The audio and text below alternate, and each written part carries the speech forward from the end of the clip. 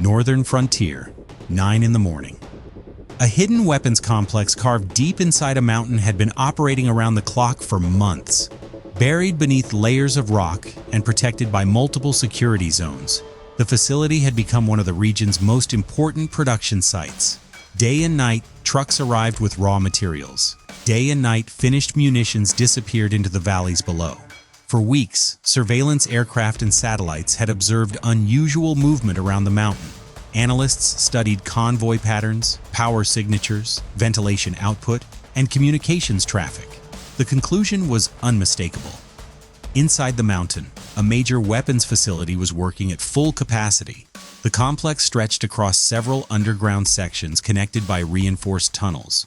The upper section contained the main production floor, where heavy machinery assembled shells, rockets, and warheads on parallel lines. Conveyor systems moved components from one stage to the next. Sparks flashed from cutting equipment. Hydraulic presses shaped metal casings. Workers in protective gear moved constantly between stations, keeping the lines active without pause. Below that sat the storage chambers. Rows of stacked crates filled the cavern from wall to wall.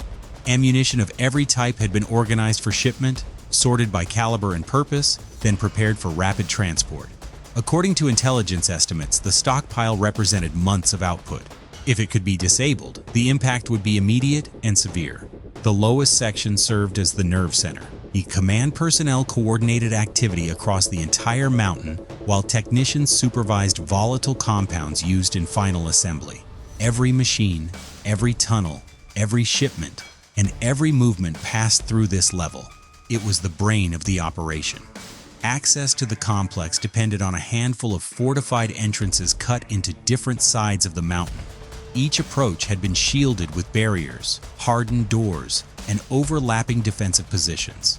Guards rotated in shifts, convinced that the terrain itself would stop any attacker long before they ever reached the tunnels. But intelligence had identified the facility's real weakness. The mountain gave it protection, yet it also trapped everything inside.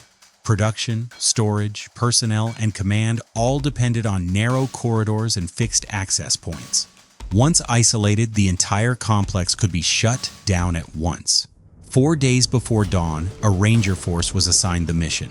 Their objective was clear: reach the mountain undetected, breach the complex from multiple sides, secure the underground sections, gather intelligence, evacuate personnel of interest, then destroy the facility so thoroughly that operations could not resume. The force was divided into 4 elements. One would push toward the main access route. Another would secure the interior storage chambers. A third would reach the command and processing level. The fourth would hold the outer perimeter and keep defenders pinned long enough for the assault teams to move. For more detailed story-driven operations like this, breaking down missions from infiltration to extraction, hit subscribe, a like and comment, and join us for the next one.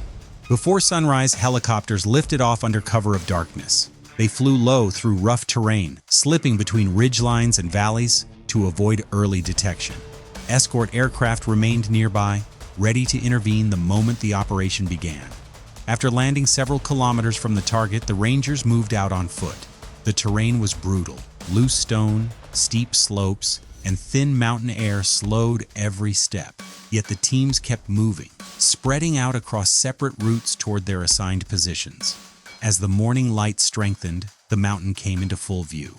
From a distance, the entrances looked almost invisible, little more than scars cut into the rock. But through scopes and optics, the defenders became clear. Sentries moved along prepared positions.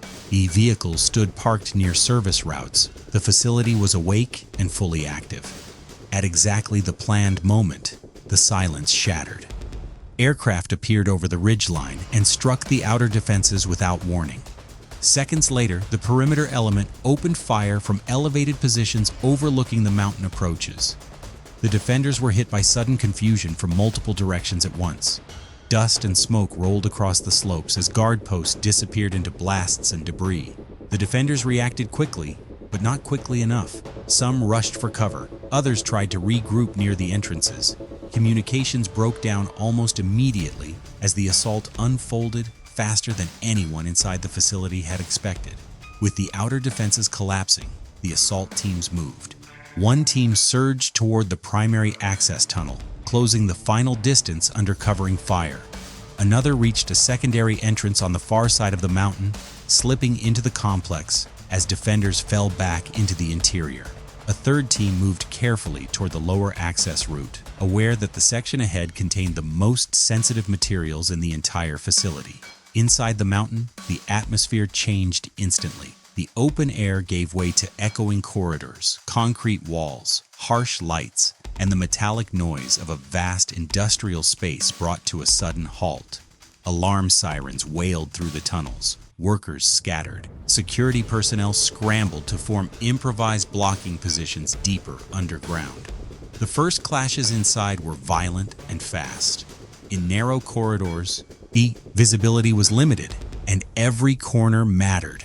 The Rangers advanced methodically, pushing past resistance and forcing defenders to retreat section by section. The deeper they moved, the more obvious the scale of the facility became. On the production floor, assembly lines stretched across a cavernous chamber lit by industrial lamps overhead.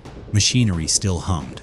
Half-finished shells sat in metal racks. Crates waited beside loading areas. Armed personnel attempted to hold the chamber from behind equipment and storage stacks. But the Rangers pressed forward and secured the space after a fierce fight. Once the floor was under control, specialists began documenting key machinery, control systems, and manufacturing stations. Elsewhere, the storage section presented an entirely different danger. The chamber was packed with finished munitions stacked in enormous quantities. The risk was obvious. One uncontrolled detonation could trigger a chain reaction powerful enough to devastate the entire complex. The team securing the area moved with extreme caution, isolating the chamber and preventing defenders from sabotaging it before it could be rendered unusable. On the lowest level, the final assault element reached the command area. There, operators had tried to coordinate a response while technical personnel rushed to protect data, systems, and materials. But the collapse of the upper sections had already sealed the outcome. Within minutes, the command center was overrun. Documents, drives, and technical records were seized. Key personnel were detained. The heart of the mountain had stopped beating. By late morning, all major objectives were in Ranger hands. Now came the final phase. Across the facility, demolition specialists moved through the secured sections, placing charges on machinery, control nodes, power systems, and critical production assets. The goal was not spectacle, the goal was permanent loss. Every important system had to be disabled in a way that would leave the mountain silent long after the team was gone. As preparations were completed, prisoners and detainees were gathered for extraction. Injured personnel were treated. Final intelligence sweeps were conducted. Then, the order came to withdraw. The Rangers moved back through the tunnels and out into the cold mountain air. Above them, escort aircraft circled against the bright morning sky. Transport helicopters approached once more, landing in a cleared zone not far from the target. One by one, the teams boarded, bringing captured personnel and recovered intelligence with them. Once all aircraft were clear, the final command was given.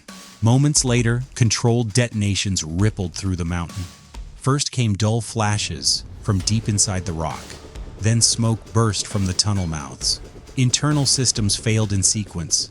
Machinery collapsed. Storage areas ignited. Production lines were consumed.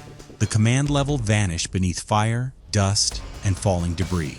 What had been a fully functioning weapons complex only hours earlier was reduced to a crippled shell buried inside its own mountain. By noon, the helicopters were already disappearing back through the valleys. Behind them, the facility was finished. Its production had stopped. Its stockpiles were gone. Its command system had been broken. The mission was complete.